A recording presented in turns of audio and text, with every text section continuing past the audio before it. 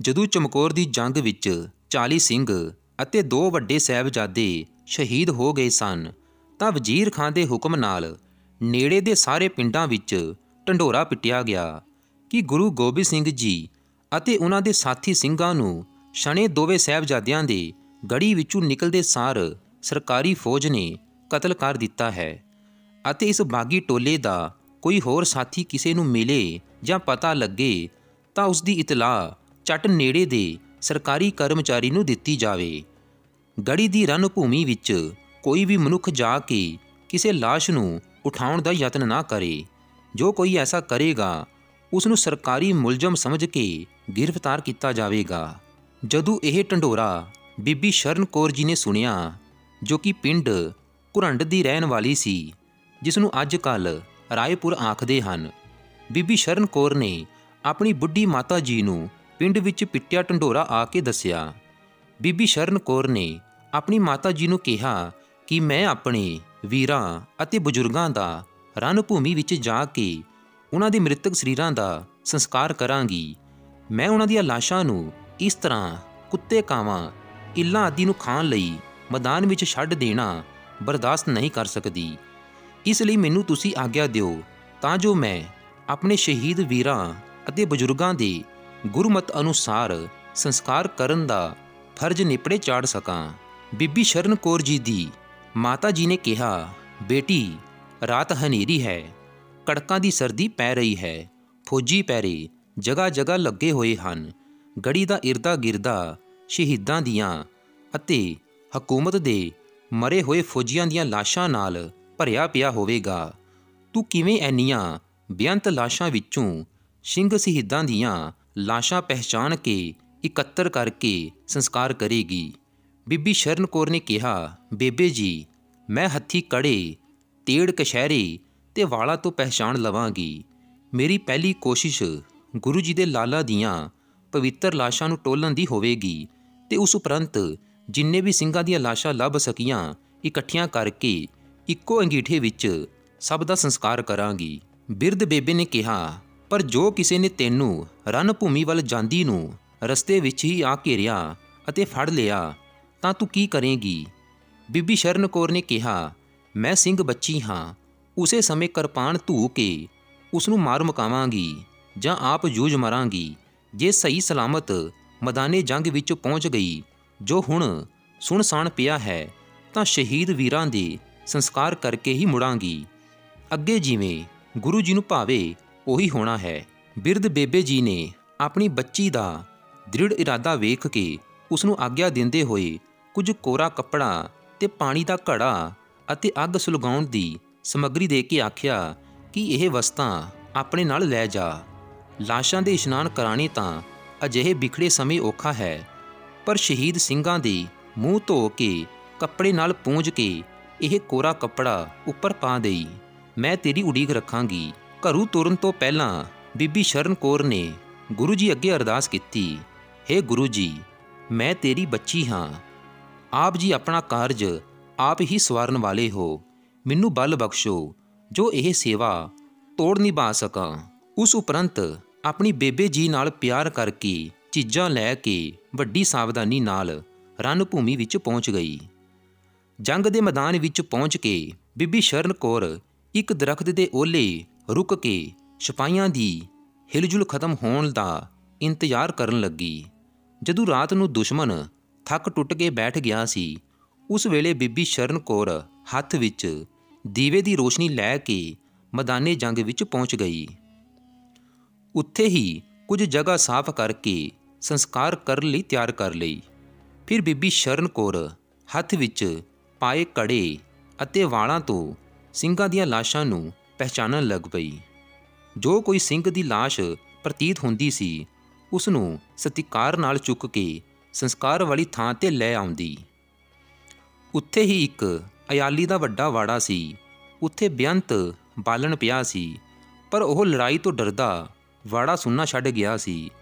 ਇਸ ਤਰ੍ਹਾਂ ਲੱਭਦਿਆਂ ਹੋਇਆਂ ਉਸ ਦੇਵੀ ਨੇ 30 ਕੋ ਸਿੰਘ ਲੱਭ ਲਏ। ਦੋਹਾਂ ਹੀ ਸਾਹਿਬਜ਼ਾਦਿਆਂ ਦੀਆਂ ਮਾਸੂਮ ਜਿੰਦੜੀਆਂ ਲੱਭੀਆਂ। ਸ਼ਹੀਦ ਸਾਹਿਬਜ਼ਾਦਿਆਂ ਦੀਆਂ ਲਾਸ਼ਾਂ ਨੂੰ ਲੱਭ ਕੇ ਬੀਬੀ ਜੀ ਵਿਰਾਗ ਵਿੱਚ ਚਲੀ ਗਈ, ਪਰ ਛੇਤੀ ਹੀ ਸੂਰਤ ਸੰਭਲ ਗਈ। ਉਹਨਾਂ ਨੂੰ ਬਹੁਤ ਸਤਿਕਾਰ ਨਾਲ ਚੁੱਕ ਕੇ ਲਿਆਈ।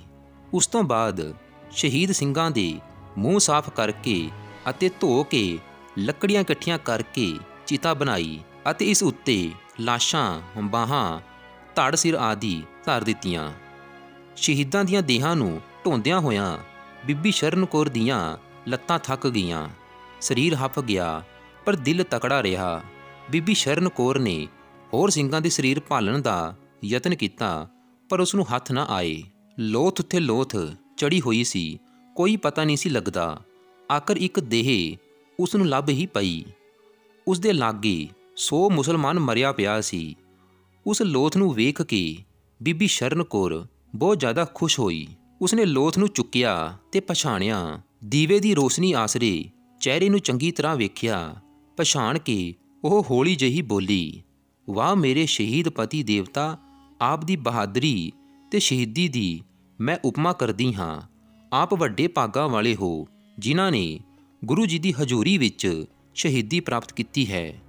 ਮੈਨੂੰ ਇਹੋ ਆਸ ਸੀ, ਮੈਂ ਘਰੋਂ ਤੁਰਦੇ ਨੂੰ ਜੋ ਕੁਝ ਆਖਿਆ ਸੀ ਸੋ ਕੁਝ ਹੋਇਆ। ਮੇਰੇ ਧੰਨ ਭਾਗ, ਮੇਰਾ ਪਤੀ ਸ਼ਹੀਦ ਹੋ ਗਿਆ ਹੈ। ਮੇਰੇ ਪ੍ਰੀਤਮ, ਮੈਂ ਤੇਰੀ ਉਪਮਾ ਕਰਦੀ ਰਹਾਂਗੀ।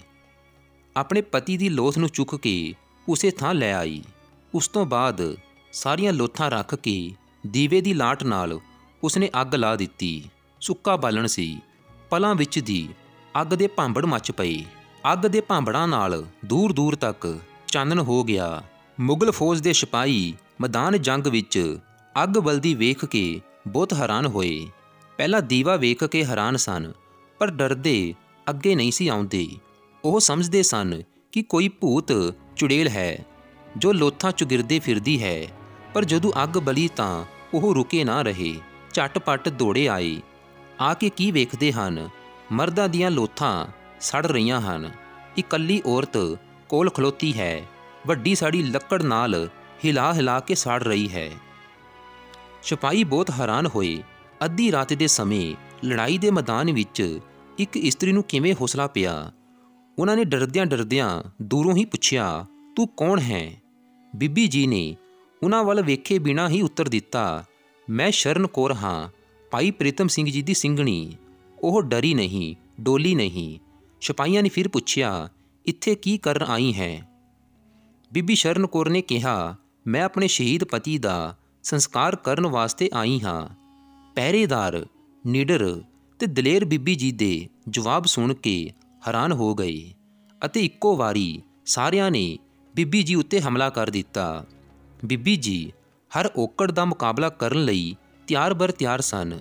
ਪਹਿਲਾ ਵਾਰ ਰੋਕਦੇ ਰਹੇ, ਫਿਰ ਆਪਣੀ ਕਿਰਪਾਨ ਐਸੀ ਵਾਹੀ ਕਿ ਕਈ ਪਹਿਰੇਦਾਰਾਂ ਨੂੰ ਝਟਕਾ ਸੁੱਟਿਆ। ਕਟਾ ਵੱਡੀ ਦਾ ਰੌਲਾ ਸੁਣ ਕੇ ਹੋਰ ਕਈ ਫੌਜੀ ਆ ਗਏ। ਇਸ ਸਖਤ ਮੁਕਾਬਲੇ ਵਿੱਚ ਬੀਬੀ ਜੀ ਵੀ ਸਖਤ ਜ਼ਖਮੀ ਤੇ ਨਿਢਾਲ ਹੋ ਕੇ ਡਿੱਗ ਪਈ। ਸਿਪਾਹੀਆਂ ਨੇ ਜ਼ਖਮੀ ਬੀਬੀ ਨੂੰ ਚੁੱਕ ਕੇ ਅੰਗੀਠੇ ਵਿੱਚ ਹੀ ਸੁੱਟ ਦਿੱਤਾ ਅਤੇ ਬੀਬੀ ਜੀ ਵੀ ਸ਼ਹੀਦਾਂ ਵਿੱਚ ਜਾ ਰਲੀ। ਅੱਗ ਨੇ ਉਸ ਦੇ ਸਰੀਰ ਨੂੰ ਆਪਣੀ ਲਪੇਟ ਵਿੱਚ ਲੈ ਲਿਆ। ਗੁਰੂ ਗੋਬਿੰਦ ਸਿੰਘ ਜੀ ਦੀ ਸੁਪੁੱਤਰੀ ਸ਼ਹੀਦਾਂ ਦਾ ਸੰਸਕਾਰ ਕਰਦੀ ਹੋਈ ਆਪ ਸ਼ਹੀਦ ਹੋ ਗਈ। ਉਸ ਦੀ ਰੂਹ ਉਸ ਦੇ ਪਤੀ ਦੀ ਰੂਹ ਨਾਲ ਜਾ ਮਿਲੀ। ਦੂਸਰੇ ਦਿਨ ਫੁਲਕਿਆਂ ਦੇ ਸਰਦਾਰ ਤ੍ਰਿਲੋਕ ਸਿੰਘ ਅਤੇ ਰਾਮ ਸਿੰਘ, ਜੋ ਮਾਮਲਾ ਤਾਰਨ ਆਏ ਸਨ, ਮੈਦਾਨੇ ਜੰਗ ਵਿੱਚ ਪਹੁੰਚੇ ਅਤੇ ਅੰਗੀਠੇ 'ਤੇ ਬੀਬੀ ਜੀ ਦੇ ਅੱਜ ਜਲੇ ਸਰੀਰ ਨੂੰ ਵੇਖ ਕੇ ਦੰਗ ਰਹਿ ਗਏ ਕਿ ਸਾਥੋਂ ਵੀ ਪਹਿਲਾਂ ਇਹ ਬੀਬੀ ਜੀ ਆ ਕੇ ਸ਼ਹੀਦਾਂ ਦਾ ਸੰਸਕਾਰ ਕਰ ਗਈ ਅਤੇ ਆਪ ਵੀ ਪਹਿਰੇਦਾਰਾਂ ਦੇ ਹੱਥੋਂ ਸ਼ਹੀਦ ਹੋ ਗਈ। ਉਹਨਾਂ ਦੋਹਾਂ ਸਰਦਾਰਾਂ ਨੂੰ ਸੋਚ ਫੁਰੀ ਕਿ ਇਹ ਬੀਬੀ ਇਸ ਗੜੀ ਦੇ ਕਿਸੇ ਲਾਗਲੇ ਪਿੰਡ ਦੀ ਹੀ ਹੈ। ਇਸ ਲਈ ਬੀਬੀ ਜੀ ਦੇ ਪਦ ਚਿੰਨ੍ਹਾਂ ਨੂੰ ਭਾਲਦੇ ਪਿੰਡ ਕੁਰੰਡ ਪਹੁੰਚ ਗਏ ਅਤੇ ਪੁੱਛਦੇ ਪੁਛਾਂਦੇ ਬਿਰਧ ਬੇਬੇ ਜੀ ਨੂੰ ਜਾ ਮਿਲੇ ਅਤੇ ਬੀਬੀ ਜੀ ਦੇ ਸ਼ਹੀਦਾਂ ਦੇ ਸੰਸਕਾਰ ਕਰਨ ਅਤੇ ਆਪ ਵੀ ਸ਼ਹੀਦ ਹੋ ਜਾਣ ਦੀ ਵਾਰਤਾ ਬੇਬੇ ਜੀ ਨੂੰ ਸੁਣਾਈ। ਬੇਬੇ ਜੀ ਨੇ ਆਪਣੀ ਬੱਚੀ ਸ਼ਰਨ ਕੌਰ ਦੀ ਮਹਾਨ ਦਲੇਰੀ ਨੂੰ ਸੁਣ ਕੇ ਵਾਹਿਗੁਰੂ ਜੀ ਦਾ ਧੰਨਵਾਦ ਕੀਤਾ ਕਿ ਉਸ ਦੀ ਪੁੱਤਰੀ ਦੀ ਸੇਵਾ ਪ੍ਰਵਾਨ ਕਰਕੇ ਉਸ ਦੀ ਕੁੱਖ ਨੂੰ ਸਫਲ ਕੀਤਾ ਹੈ। ਜਦੋਂ ਇਹਨਾਂ ਸਰਦਾਰਾਂ ਨੇ ਬੀਬੀ ਸ਼ਰਨ ਕੌਰ ਦੇ ਇਸ ਅਦੁੱਤੀ ਕਾਰਨਾਮੇ ਦਾ ਸਮਾਚਾਰ ਸ਼੍ਰੀ ਦਮਦਮਾ ਸਾਹਿਬ ਗੁਰੂ ਕੀ ਕਾਸ਼ੀ ਜਾ ਕੇ ਸ਼੍ਰੀ ਕਲਗੀਧਰ ਜੀ ਨੂੰ ਸੁਣਾਇਆ ਤਾਂ ਆਪ ਬਹੁਤ ਗਦਗਦ ਹੋਏ ਅਤੇ ਫਰਮਾਇਆ ਕਿ ਇਸ ਸਪੁੱਤਰੀ ਨੇ ਸਿੱਖੀ ਦੀਆਂ ਜੜ੍ਹਾਂ ਪਤਾਲ ਵਿੱਚ ਜਾ ਗੱਡੀਆਂ ਹਨ। ਧੰਨ ਬੀਬੀ ਸ਼ਰਨ ਕੌਰ ਜੀ। ਸੋ ਪਿਆਰੀ ਸਾਧ ਸੰਗਤ ਜੀ, ਇਸ ਵੀਡੀਓ ਨੂੰ ਲਾਈਕ ਕਰੋ, ਸ਼ੇਅਰ ਕਰੋ ਅਤੇ ਕਮੈਂਟ ਬਾਕਸ ਵਿੱਚ ਵਾਹਿਗੁਰੂ ਜੀ ਜ਼ਰੂਰ ਲਿਖੋ।